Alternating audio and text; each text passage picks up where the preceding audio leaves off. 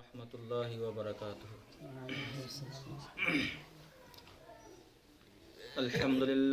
Alhamdulillahilladzi arsala rasulahu bil huda wa dinil haqqi liyudhhirahu 'ala dini kullihi wa kafa billahi shahida ila akhir ayat.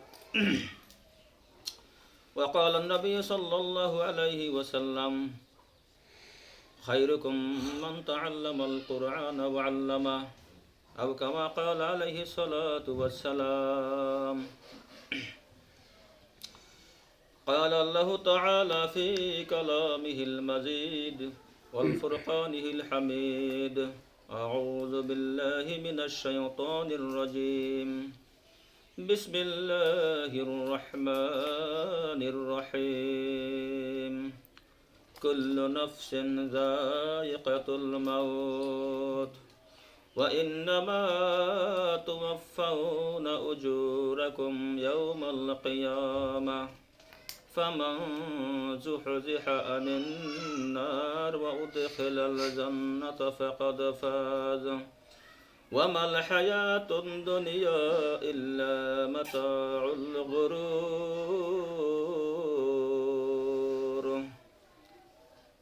وقال الله تعالى إنا أرسلناك بالحق بشيرا ونذيرا ولا تسأل عن أصحاب الجحيم.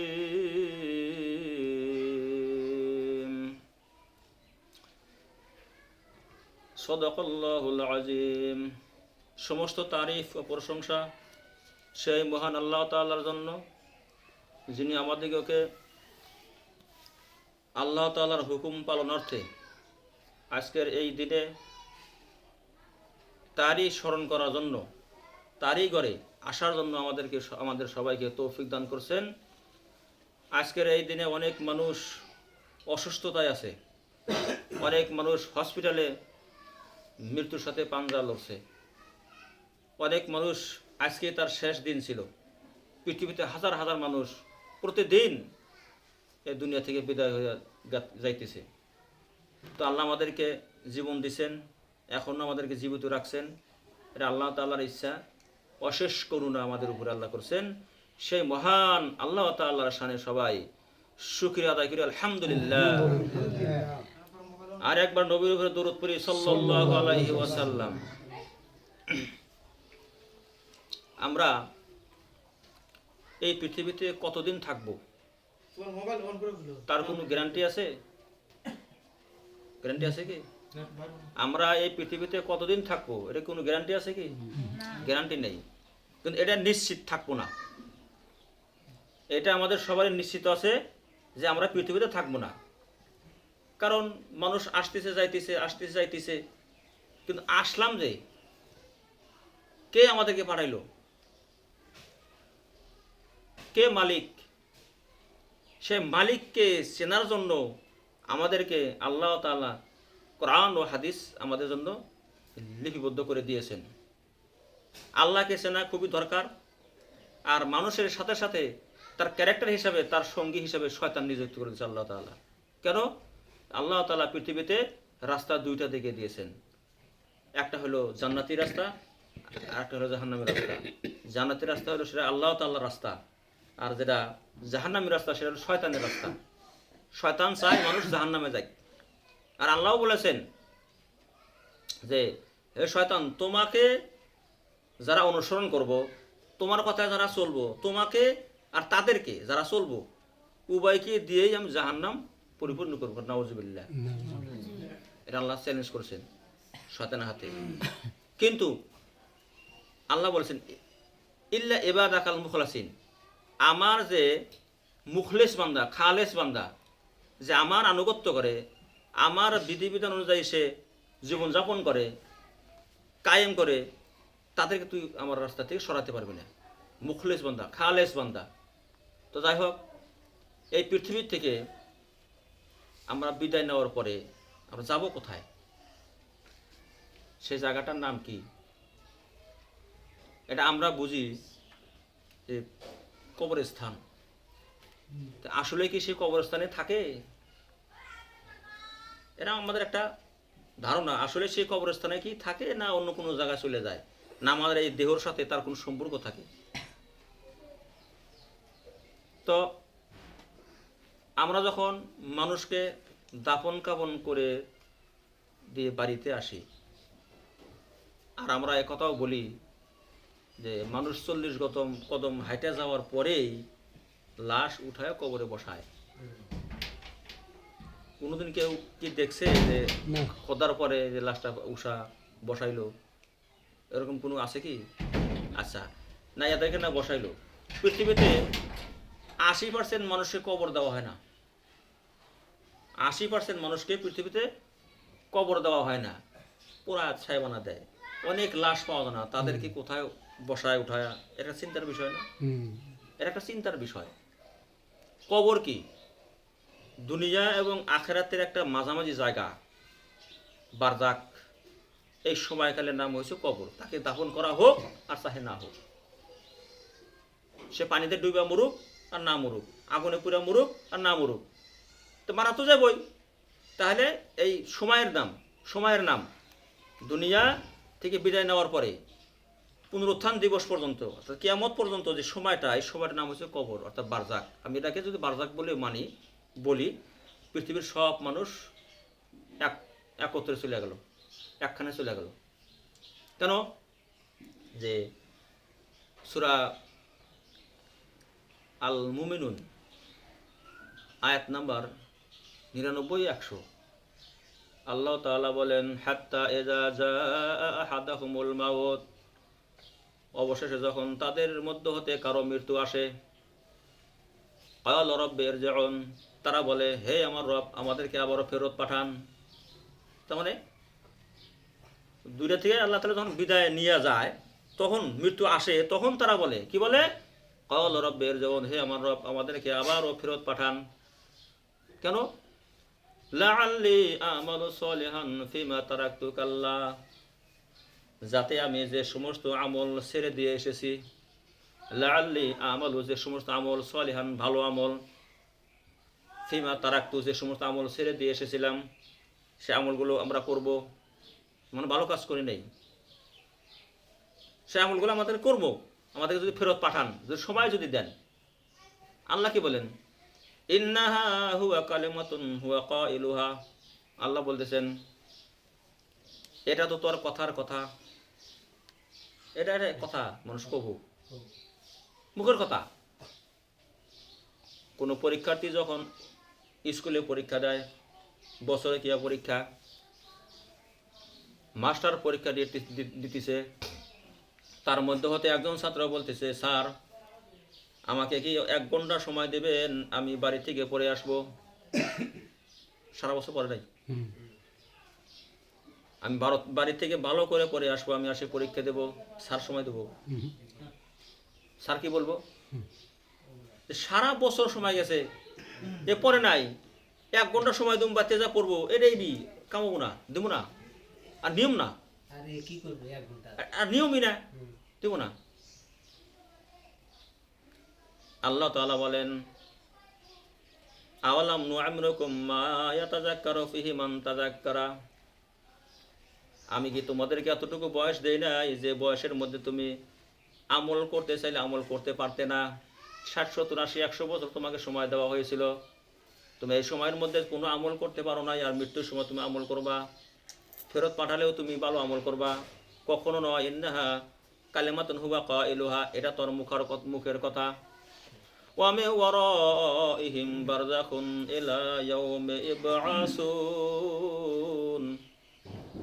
পুনরুত্থান দিবস পর্যন্ত তুমি বারজাকে থাকতে থাকো, কিয়ামত আসা পর্যন্ত তুমি বারজাকে থাকো। এর বারজাক শব্দটা এখানে লাগাইছে। যদি আমরা বারজাক বলি, পৃথিবীর সব মানুষ পড়ে গেল, মানুষ মৃত্যুর পরে 2টা জায়গা স্থান পায়। ইন্না কিতাবাল ফুজ্জারি লাফি সিজ্জিন, নিশ্চয় পাপাচারীদের আত্মা থাকবে সিজ্জিনে। সিজ্জিন হলো 7 তবাক আসমান জমিনের গর্ত, নিচতলা একটা কারাগার, আগুনের কারাগার, গরম হাওয়া, অস্বস্তিকর জায়গা। আর যাদের আত্মা ভালো, তাদেরকে আল্লাহ কোথায় রাখবেন? ইন্নাল আবরার লাফি ইল্লিন, নিশ্চয় সৎকর্মশীলদের আত্মা থাকবে ইল্লিনে। ইল্লিন হলো ভালো জায়গা, সাত আসমান জমিনের উপরে মনোরম জায়গা, সুখ শান্তিময় জায়গা, সেখানে তারা থাকবে।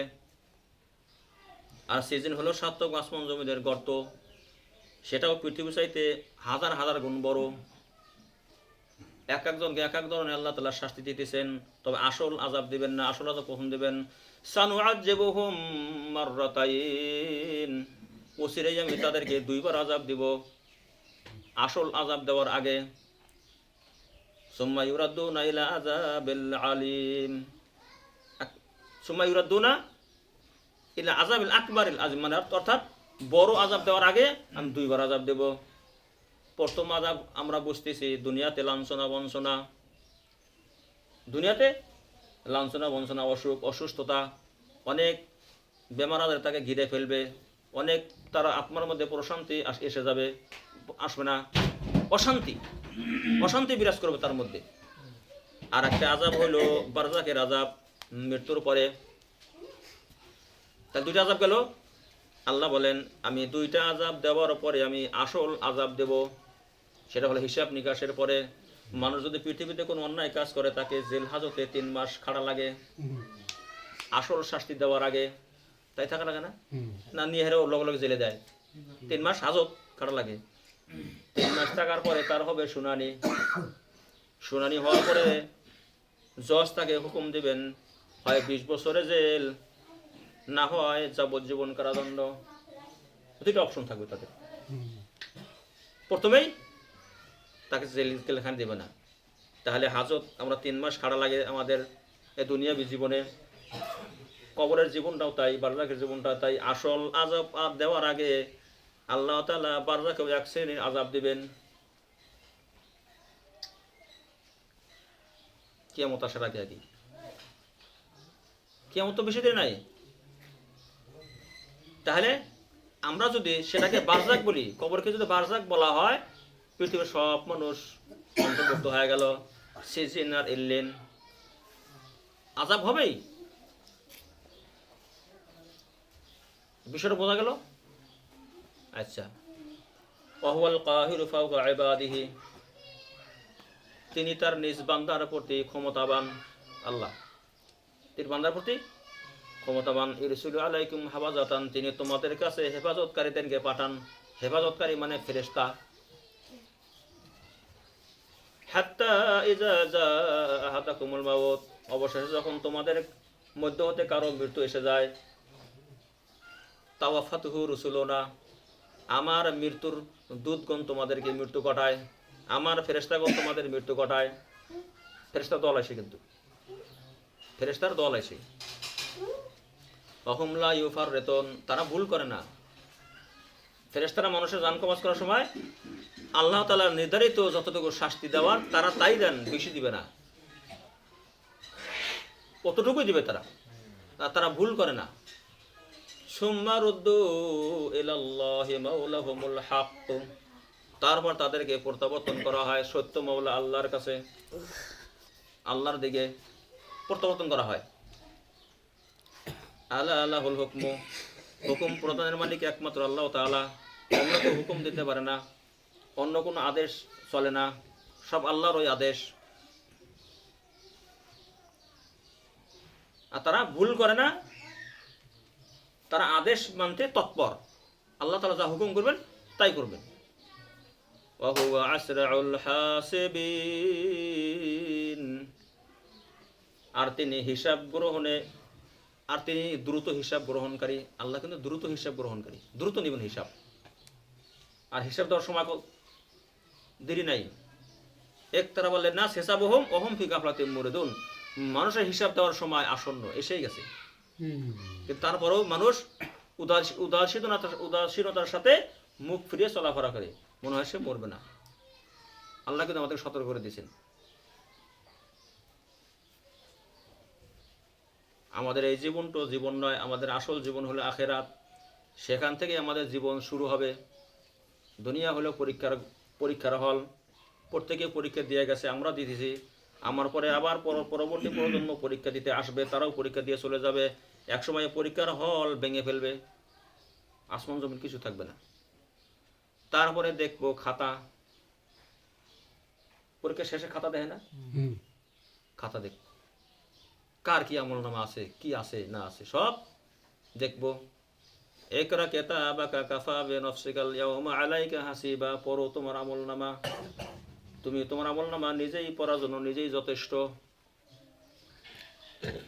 মানুষ সেখানে মিথ্যা বলবে, আল্লাহর দরবার আরজ করবে, হে আল্লাহ আমি এগুলো কাজ করি নাই, এ বুক এ কথা বলবে, এ কাজ করি নাই। আল-ইয়াওমা নাখতিমু আলা আফওয়াহিহিম ওয়া তুকাল্লিমুনা আইদিহিম ওয়া তাশহাদু আরজুলুহুম বিমা কানু ইয়াকসিবুন, আজ আমি তোমাদের মুখে মোহর মেরে দেব, মুখ মোহর মেরে দেব। এ মুখ খুব খারাপ, যে যেটা মনে হয় এটাই কয়, ওখানে মিশা কথা কব বন্ধ। ফলে তাদের হাত আমার সাথে কথা বলবে, হাত কথা বলবো। তাদের পা সে সম্পর্কে সাক্ষ্য দিব, এই পা দিয়ে কোথায় কোথায় সে গিয়েছিল, কোনো কোনে গেছে, গান বাজনা হোক, যত পাপ কাজ হোক, সাক্ষ্য দিব। আর একটা আয়াতে আছে, তাদের চামড়াও তাদের বিরুদ্ধে সাক্ষ্য দিব, এবং সে বলবো, এই চামড়া তুই আমার বিরুদ্ধে সাক্ষ্য দিচ্ছিস। সে মনে মনে ভাববো, এই চামড়াকে আমি সতেজ রাখার জন্য অনেক ক্রিম লাগিয়েছি, অনেক তেল সাবান দিয়েছি, এখন আমার বিরুদ্ধে সাক্ষ্য দেয়, আমার বিরুদ্ধে সাক্ষ্য দেব। তাই আমাদের দিন সবাই আমার বিরুদ্ধে সাক্ষ্য দিব, অর্থাৎ আল্লাহ তাআলা ওয়ানাদাউল মাওয়াজিনাল কিসত লিয়াউমিল কিয়ামা, আল্লাহ বলেন আমি সেদিন ন্যায় বিচারের মানদণ্ড স্থাপন করব। ন্যায় বিচারের মানদণ্ড কি? কোরআন, আল্লাহ যা আমাদেরকে জানিয়ে দিয়েছেন সেই মোতাবেক, জুলুম করব না। ওয়াত্তাকু ইয়াউমাল্লাহ, আল্লাহ বলেছেন সেই দিনটাকে তোমার ভয় করো। তুরজাউনা ফীহি ইলাল্লাহ, যেদিন তোমাদের সবাইকে আল্লাহর কাছে ফিরিয়ে নেওয়া হবে। সুম্মা তুওয়াফা কুল্লু নাফসিম মা কাসাবাত, প্রত্যেকে যা আমল করেছে, যা অর্জন করেছে, তা তাদেরকে পূর্ণ মাত্রায় দেওয়া হবে, কম দেওয়া হবে না, এবং তাদের প্রতি জুলুম করা হবে না। প্রত্যেকে আমরা সেই দিনটাকে ভয় করি। কতজন মানুষ ভয় করি? একটা সূরা আলে ইমরান আছে, আল্লাহ বলছেন, ইয়া আইয়ুহাল্লাযীনা আমানু তাকুল্লাহা হাক্কা তুকাতিহি ওয়া লা তামুতুন্না ইল্লা ওয়া আনতুম মুসলিমুন, হে ঈমানদারগণ তোমরা আল্লাহকে ভয় করো, যেভাবে ভয় করলে ভয়ের হক আদায় হয়। খালি মুখে ভয় করি, কিন্তু আসল তো ভয় করি না, আসল ভয় আমরা করি না। আল্লাহ তাআলার আদেশ মানা ফরজ, নিষেধ বর্জন করাও ফরজ। আদেশ মানলাম, নিষেধ মানলাম না, এরকম হবো না। নিষেধ বর্জন করাও ওটাও ইবাদত, আদেশ মানা এটাও ইবাদত। তাহলে একটা ইবাদত করলাম আর একটা করলাম না, এরকম হবো না। আমাদের যারা পরবর্তী জীবন, যারা ধাপ, আমাদের কোনোটাই আসে নাই, কি বুঝবো আমরা? আল্লাহ বলেছেন, ওয়াজাআত সাকরাতুল মাউত বিল হক, মৃত্যুর যন্ত্রণা অবশ্যই আসবে। আমাদের তো আসে নাই, এই যন্ত্রণা কি আইছে? মৃত্যু আইছে কি? আসে নাই, বুঝবো কিভাবে? তারপরে তোমাদেরকে আমলনামা ডান হাতে দেওয়া হবে না বাম হাতে দেওয়া হবে, এটাও আমরা জানি না। আমাদের জান্নাত দিবে না জাহান্নাম দিবে, এটাও আমরা জানি না। সব আমার আমলের উপরে নির্ভর করবে, নেক আমল। শর্ত, শুধু ঈমান আনলেই হবে না। ঈমান মানে বিশ্বাস। আমি বিশ্বাস করলাম আল্লাহ একজন, আমি বিশ্বাস করলাম নবী রাসূল কোন আল্লাহ তাআলার বান্দা, প্রেরিত বান্দা রাসূল, বিশ্বাস করলাম। আমি পরকালে বিশ্বাস করলাম, ফেরেশতার সময় বিশ্বাস করলাম, কাজ করলাম না, কামাবো কি? কোনো কাজ আসবো না। ইন্নাল্লাযিনা আমানু ওয়া আমিলুস সালিহাত, ঈমান আনে যারা সৎকর্ম করে। দুইটাও শর্ত। সূরা আসরে আল্লাহ বলছেন, ওয়াল আসর ইন্নাল ইনসানা লাফি খুসর।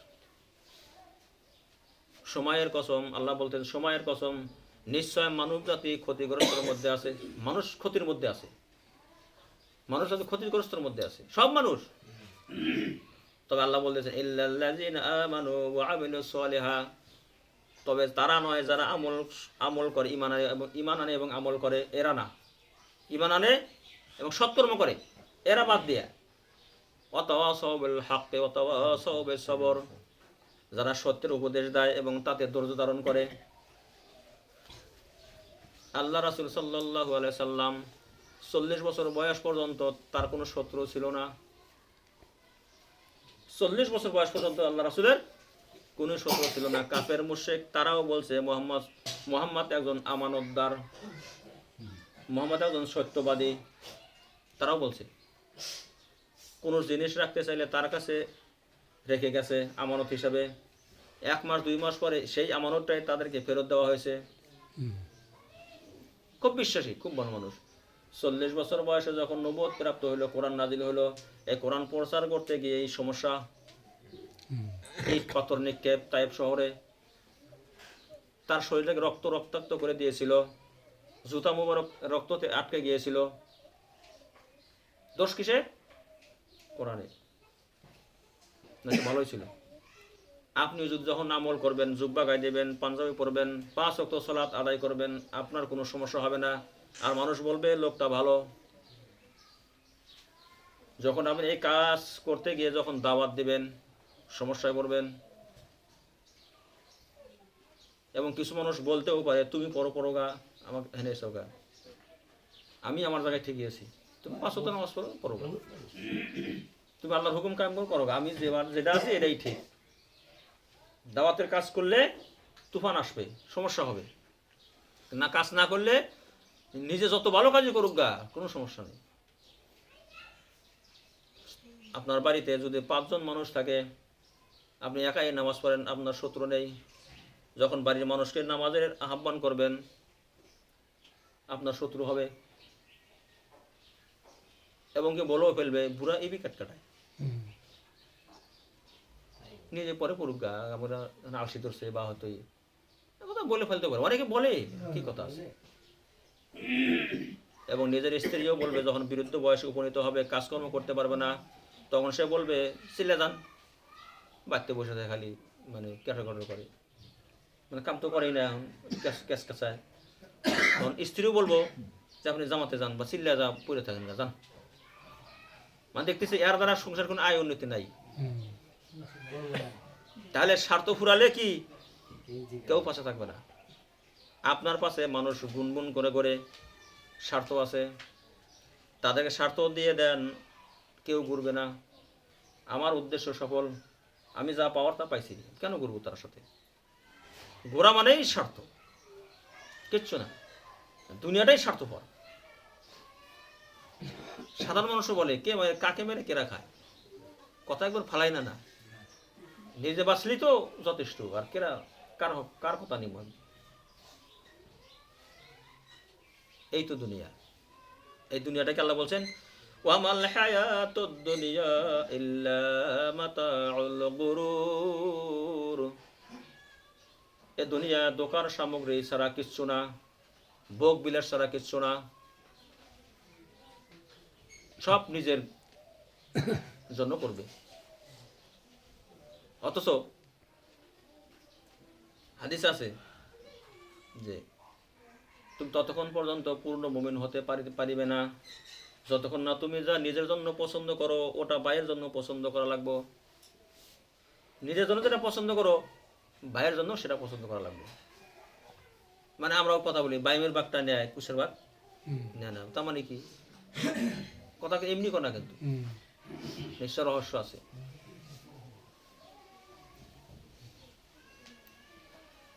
الذين اتخذوا دينهم لهوا ولعب وغرتهم الحياة الدنيا, যারা তাদের দিনসমূহকে খেল তামাশা হিসেবে গ্রহণ করেছিল, যারা তাদের দিনকে খেল তামাশা হিসেবে গ্রহণ করেছিল এবং দুনিয়ার জীবন তাদেরকে ধোকায় ফেলে রেখেছিল। দুনিয়াতেই বিভোর মত্ত, আখিরাতের চিন্তা তার মাথায় ছিল না। আল্লাহ কি বলেন, ফালিয়াউমা নানসাহুম, আজ আমি তাদেরকে ভুলে যাব। কেন ভুলে যাব? কামা নাসু লিকা ইয়াউমিহিম হাযা, যেভাবে তারা আমাকে ভুলে গিয়েছিল। আমরা আল্লাহকে ভুলে গেছিলাম, আল্লাহ আমাদেরকে ভুলে যাবে। ফাজকুরুনি আজকুরুকুম ওয়াশকুরুলি ওয়ালা তাকফুরুন। আল্লাহ বলতেছেন, তোমরা আমাকে স্মরণ করো, আমিও তোমাদেরকে স্মরণ করব। তোমরা আমাকে স্মরণ করো, আমিও তোমাদেরকে স্মরণ করব। আর আমার শুকরিয়া আদায় করো। অকৃতজ্ঞতা হইও না, অকৃতজ্ঞ হইও না, আমার প্রতি অকৃতজ্ঞ হইও না। ওয়াফি আনফুসিকুম আফালা তুবসিরুন, আমি তোমার মধ্যে আছি, তুমি কি দেখো না? আমি তোমাদের মাঝে আছি, তুমি কি দেখো না? আল্লাহ আমাদেরকে পুরো শরীরটা দিলেন, হাত, চোখ, নাক, মুখ সব কিছু আমাদেরকে ফিরিয়ে দিলেন। আমরা কি চাইছিলাম? আল্লাহ তুমি আমার চোখ দুইটা দাও, জিহ্বা দাও, কান দাও, আমাকে চাইছি? আল্লাহ আমাদেরকে কি সুন্দর করে দিয়েছেন। লাকাদ খালাকনাল ইনসানা ফি আহসানি তাকবীম। আল্লাহ বলেন অবশ্যই মানুষকে সুন্দরতম চেহারায় বানাইছি আমি। বানানোর পর আল্লাহ কি বলতেছেন, ইয়া আইয়ুহান নাস মা গাররাকা বিরাব্বিকাল কারীম, হে দুনিয়ার মানুষ, কিসে তোমাদেরকে তোমাদের রব সম্বন্ধে বিভ্রান্ত করলো, ধোকায় ফেলে রেখেছিল? তোমাদের রব সম্বন্ধে কিসে ধোকা দিল তোমাদেরকে? যে রব তোমাদেরকে এত সুন্দর চেহারা দিলেন, তাকে তোমরা ভুলে গেলে, কিসে তোমাদেরকে ধোকায় ফেলে রেখেছিল? এটা আল্লাহ আমাদের বলতেছেন। সূরা আন-শিকাক আল্লাহ আরো বলতেছেন, ইয়া আইয়ুহান নাস ইন্নাকা কাদিহুন ইলা রাব্বিকা কাদহাম ফামুলাকি, হে দুনিয়ার মানুষ, তোমাদেরকে তোমাদের রব পর্যন্ত পৌঁছাতে হলে কঠোর পরিশ্রম করতে হবে। কঠোর পরিশ্রম করা লাগবে, বসে থাকলে হবে না। তেমন আল্লাহ তাআলা জিজ্ঞাসা করবো যে আমি যে পৃথিবীতে যে সমস্ত আমল করেছি, যে সমস্ত কাজ করেছি, আমাকে আল্লাহকে পাওয়ার আশায় করছি না অন্য কিছু? সেদিন টের পাওয়া যাবে। আমরা নামাজ পড়ি না, রোজা থাকি না, বিভিন্ন অনৈতিক কাজে লিপ্ত থাকি, এটা আল্লাহকে পাওয়ার কথা না। এটা আল্লাহকে এভাবে কাজ করলে আল্লাহকে পাওয়া যাবে না। আল্লাহর কাজ কি? মনোনীত যে সমস্ত কাজ কোরআন ও হাদিসের মধ্যে আল্লাহ তাআলা দিয়েছেন, সেই মোতাবেক কাজ করা লাগবে। শুধু ভালো কাজ করলেই সে জান্নাতে যাব, কোন ভালো কাজ? আল্লাহ তাআলার মনোনীত কাজ, সেটা রাসূল সাল্লাল্লাহু আলাইহি ওয়াসাল্লামের তরিকা অনুযায়ী যে কাজ, সেইটা ভালো কাজ। এই জুম্মার নামাজ 2 রাকাত 4 রাকাত পড়লে হবে না। নামাজ পড়া ভালো না? 2 রাকাত জুম্মার নামাজ না, 4 রাকাত করে দিলাম, ভালো হবো? ভালোতে কাম হবো না।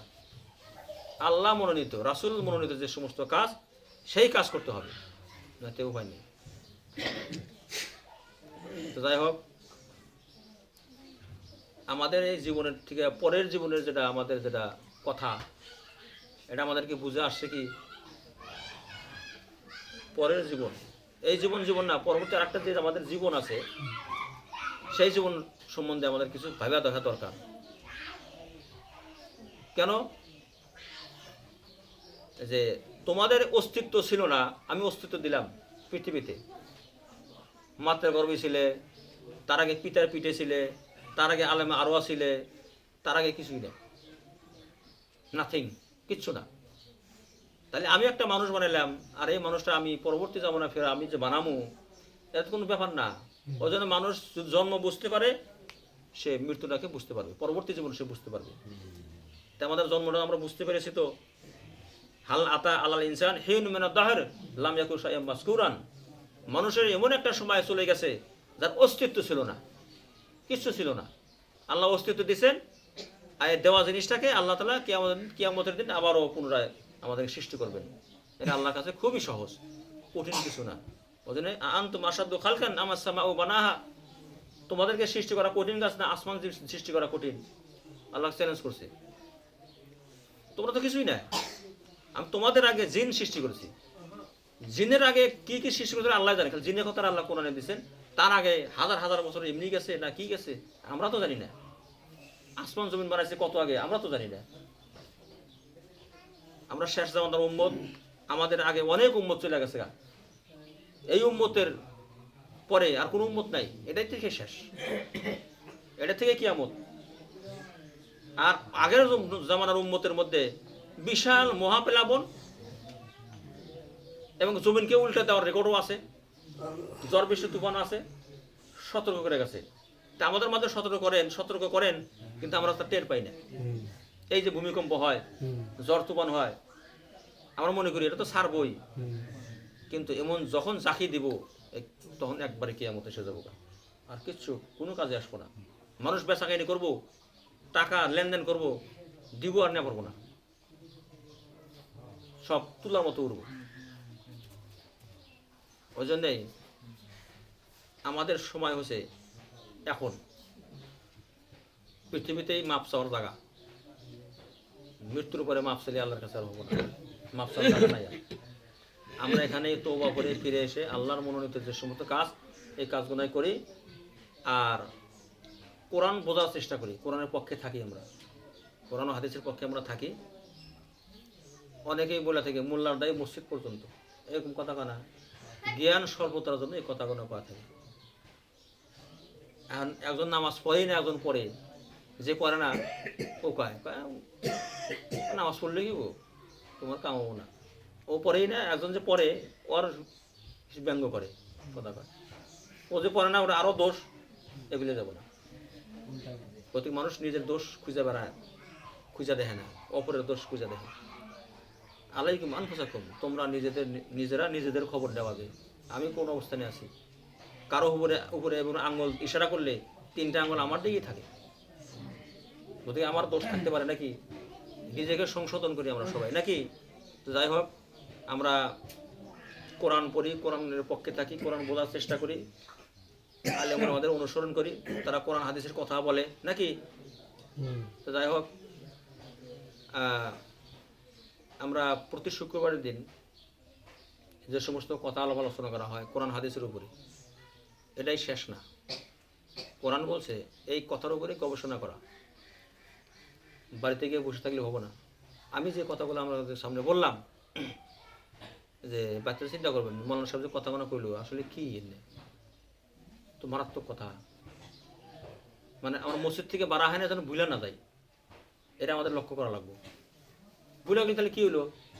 এখন আমি তো কোয়ার কথাটা আমি কইলাম, মানান তো জোর করে মানান যাবো না, এটা চিন্তা ভাবনার কথা, ফিকিরের কথা। আর যদি কেউ কোরআনে আয়াত নিয়ে কেউ ফিকির করে, চিন্তা ভাবনা করে, 500 রাকাত নফল নামাজের সব তার আমল নামা আল্লাহ তাআলা লিখিয়ে দেন। সুবহানাল্লাহ। চিন্তা করছেন 500 রাকাত নামাজ পড়তে কত লাগবে? 500 রাকাত মেলা বহুত সময় লাগবে, 2-3 সপ্তাহ লাগবে পারে। তাহলে এটা সহজে পাইলাম, কিসের উপর পাইলাম? আল্লাহর আয়াত চিন্তা করার মাধ্যমে পাইলাম। আল্লাহ সম্বন্ধে চিন্তাবাদ, তিনি তো স্রষ্টা, তাকে কে সৃষ্টি করছে, এই সমস্ত চিন্তাধারা বাদ। এখন চিন্তা করেন আসমান কে বানাইলো, জমিন কে বানাইলো? আসমান জমিন শূন্যের উপরে ঘুরতেছে, প্রতিটা বস্তু খুঁটি ছাড়া ঘুরতেছে। এটা চিন্তা করেন, একজন বানানেওয়ালা আছে নাকি? আমরা যে দুনিয়াতে যে সমস্ত জিনিস দেখি, আমরা সব মেকার আছে, ম্যানুফ্যাকচারার আছে, কোম্পানি আছে। তাহলে আসমান বানানোর কোম্পানি তো আমরা দেখি না, তাহলে আল্লাহ নিশ্চয় একজন আল্লাহ আছে, তার হুকুমে সব চলছে। এই পৃথিবীর যে গভীরতা, এই পৃথিবীর যেটা ওজন, এটাকে জ্ঞান দেখি মাপা যায় ওজন কত। তো এটা আছে শূন্যের উপরে, শূন্যের উপরে এমনিতে নাই, এত গতিতে স্পিডে আছে। এই স্পিডের দরুন স্পিডে নামে না, আমরা তো টের পাই না, আমরা তো জেনে হেনেই আছি। সব হুদ্দা করে পাহাড় স্থাপন করছেন যাতে হেলে ডুলে না যায়। কোরআনে আছে পাহাড় যাতে স্থাপন করছি প্যারাক সিস্টেম, যাতে হেলে ডুলে না যায়। চিন্তা করছেন পৃথিবীর 2/3 অর্থাৎ 3/2 সাগর, সাগরে গেলি জমিন আছে বলে মনে হয় না। 2টা সাগর একত্রিতে, এই সাগরের পানি কি লবণাক্ত, এই সাগরের পানি হলো সুস্বাদু মিষ্টি, মাঝখানে কোনো পার নাই, এটা ওরা মিশে না, এটা আল্লাহ তাআলার খেলা। এখন কেউ কোনো মেকারের নাম বলা যাবো যে এই সাগরে কেউ লবণ দিছে? এরকম মানুষের নাম কি আছে হেনে যে 1 কুইন্টাল 100 কুইন্টাল লবণ দেওয়াতে এই সাগরের পানিটা লবণ? মেকারকে আল্লাহ তাআলা। তো যাই হোক, আমার সৃষ্টি সম্বন্ধে ভাবি, নিজেকে নিয়েও ভাবি, ভাবার পরে আমরা গবেষণা করি। আল্লাহ পাক আমাদের সবাইকে কোরআন বোঝা, কোরআনের পক্ষে আমল করার জন্য তৌফিক দান করুক। ওয়া মা আলাইনা ইল্লাল বালাগ।